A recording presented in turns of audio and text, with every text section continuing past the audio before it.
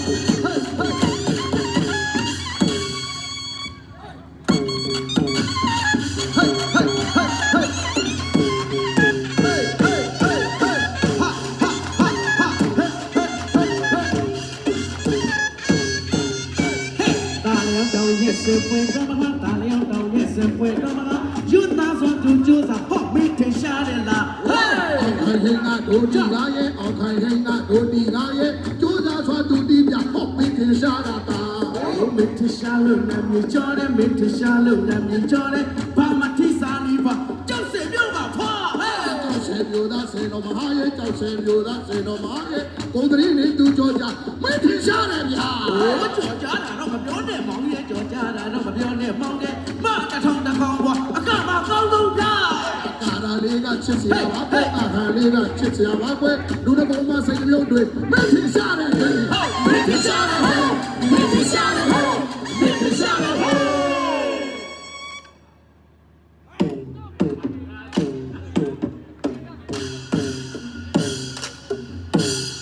အကာလေးတွေအကာလေးတွေ